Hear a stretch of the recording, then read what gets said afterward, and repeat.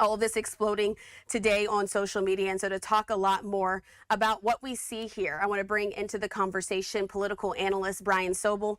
Brian, thanks so much for being with us here on Live Now from Fox. Really a lot to get into. I wanted to read those posts out in full from social media so that way everyone at home can continue to see the context around this conversation.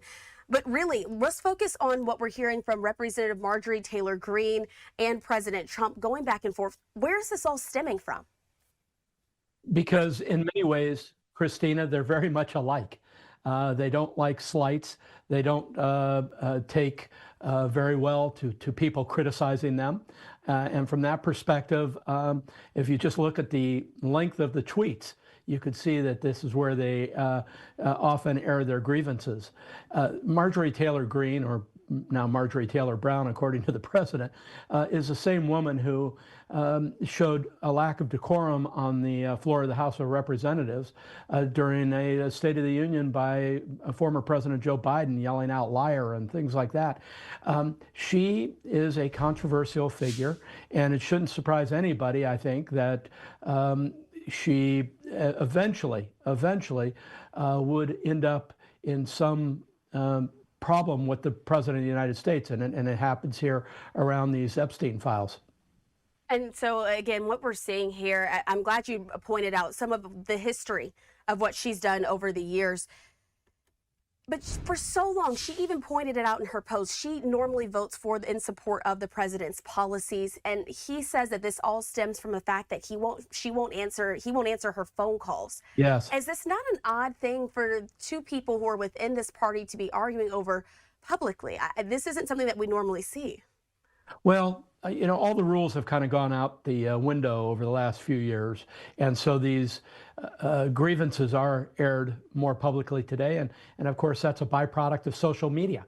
When somebody posts, somebody has to answer in another post. The idea of needing lots of FaceTime and hand-holding is as old as politics. It's just a classic. It's very hard for sitting members of any office to spend an inordinate amount of time re-establishing or continuing to establish communication with people who should be their friends and should understand how busy they are. Now, if you're to believe the president, she calls every day and wants to discuss things. And as he pointed out, you know, I have 535 members of the House of Representatives and the Senate to deal with, you know, and all these other duties. And his point is, I don't have the time to talk with her every day and essentially shore her up. And Marjorie Taylor Greene should know that. For her part, she said, I wasn't calling every day. So, you know, it's one of these he said, she said, and the only thing I think for the body politic is that people understand that Marjorie Taylor Greene is to the far right of the Republican Party and has been. And now, of course, the president is saying that she's, you know, a rhino Republican in name only and all of that. So it's a spat. Donald Trump often makes up with people after he's had a problem with them. This may happen again in the case of Marjorie Taylor Greene. And I think I want to get to really what's going to matter here is she's going to be up for re-election at some point. With him now pulling support from her, do you think that will affect her standing with Georgians? Have we seen this historically when the president pulls their backing from a candidate, that even when a president is popular or unpopular, that can affect the outcome of that race? Always it's going to come down, Christina, to the candidate that's put up against her. And as the president said, he would be willing to back another candidate if it's the right person. That's a qualifier. And so that leaves some room for he and Greene to, you know, to sit down and hash all this stuff out. But Greene on the right is very much like the AOCs and others on the left. They're very outspoken about what they believe. They don't take a lot of prisoners, and so she's got that reputation in Congress as sort of the counterpoint in many respects to some of these very progressive liberals on the left who emote all day long as well. All right, so that's something we'll continue to follow here on Live Now from Fox as that conversation on Twitter is still going on, but I want to take a part of this conversation and lead what they've been talking about. So Marjorie Taylor Greene, in her own post on social media, has brought up the fact that next week the House is set to vote on their full release of the full Epstein files. This has been something that has dominated the headlines. It's really hung over the Trump presidency as it pertains to some of the issues he hasn't been able to get away from. She's talking about how important it is that these files are released. Where do you think things are going to happen around that conversation as we look ahead to next week? Well, as always with this volume of information, people are going to cull through these papers, emails, and all of what has been collected, and cherry pick it and put their own context to it. You've heard just a few moments ago the president from Air Force One talking about not only the volume but just the nature of the papers, whose names may be in them. We already know that all of the national figures, or at least certainly some of them, including former President Bill Clinton, Hillary Clinton as Secretary of State, former Secretary of State, Donald Trump, and other people are mentioned in these emails. And so the full release will give everybody a chance to pick through them. But it's like any other volume release. People will be going through looking for a sentence here, a comment there, and attempt to put context to those, when in fact it's probably more advisable to look at the body of the emails and see if there are trends there. And Brian, I have to ask you, once again, President Trump has answered questions many times on the Epstein files, saying that there's nothing in them that connects him to them. And what you've seen throughout history, has there ever been another scandal this big hanging over the head of the president, where it still seems months and months and nearly a year later, still hanging over his head? Oh, absolutely. We have going back almost now 250 years, we've had numerous scandals in American history that have hung over a president. If we go back just to the Watergate situation with Richard Milhouse Nixon, he had to battle these leaks and information coming out on Watergate literally for weeks and weeks and weeks and weeks. This Epstein deal for Donald Trump, I think if these files are released, there's either going to be, quote unquote, the smoking gun in there, which Democrats would like to find, or there's going to be a smoking gun in there that Republicans might like to find about Democrats. This is a kind of the third rail here for both Democrats and Republicans, depending on what is in all of these emails. And of course, part of the drip, drip, drip, Christina, began with the Attorney General and others saying, you know, we have names, we have files, and then none of that came out. But now it appears that perhaps as early as in the next couple weeks, all of the huge volume of emails may be released, and everybody can pick through them and tell the story that they want to tell. That's what happens in a volume release like this. And Brian, as a part of this, of course, we know that President Trump is still getting continued to ask the question.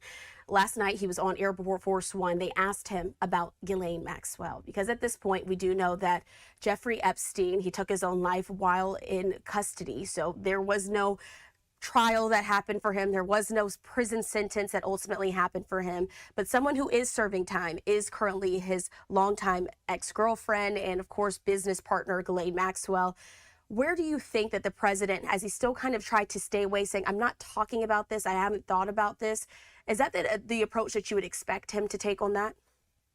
Well, yes, generally. He's got to convey that he's not thinking about this.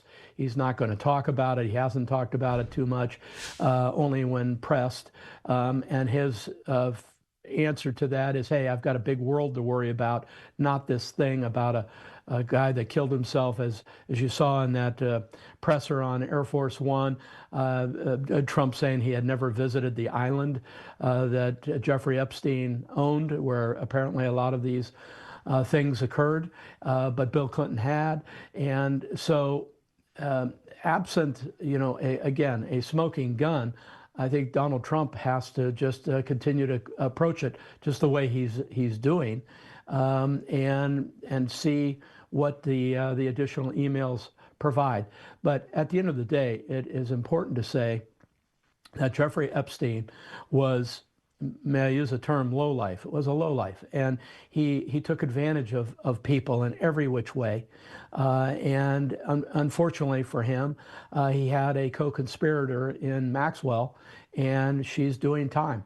And one could speculate that maybe Maxwell knows more than she's talking about, and is and for that reason the president doesn't want to talk about it, because maybe sometime in the future he commutes her sentence. Who knows?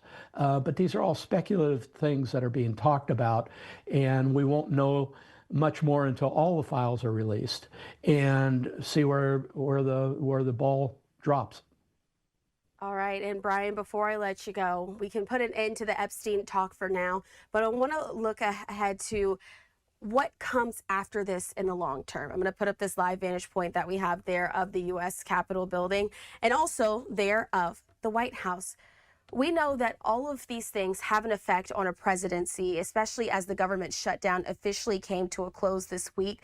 Congress, again, the Senate and the House ultimately voting to end the 43-day-long historic shutdown. But what long-term effects do you think that a government shutdown has on a president's legacy? Of course, the one before this was underneath the Trump presidency in 2019. That one, of course, had a lot of conversation about it. Now this one reaching historic levels. Right, longest shutdown in American history. I think because Donald Trump and Republicans came out on top on this, it probably net doesn't affect him a whole lot. He appears to be the stronger person in all of this. There's more to come, and sadly, in all of these government shutdowns, people, just everyday people, suffer, and it's unfortunate, and you hear the rancor, you hear the frustration by the American people, even about the fact that Congress exempted themselves some time ago from being affected by these shutdowns in terms of their own pay. They get paid through all of these things, and so the storyline there is that they don't suffer like regular people, like the air traffic controllers and these other people who were missing paychecks, or potentially we're going to miss more paychecks. But I think if the economy and everything snaps back, Christina, pretty quickly, it'll end up being another footnote. I will say one thing about Donald Trump, in contrast to past presidents. His ability to multitask is remarkable. He has an ability to, through his scheduled day, to touch numerous subjects and to have his arms around them. So as a multitasker, which he is, and I don't know that he sleeps very much either, he'll stay on top of world events and national events and deal with these other issues as well. Why do we know that? Because he already has demonstrated that he can. All right, as always, we appreciate for joining us here, Brian Sobel, political analyst, to break down some of this week's top headlines. Brian, we appreciate you for joining us here on this Saturday. Thank you for having me. Have a wonderful weekend.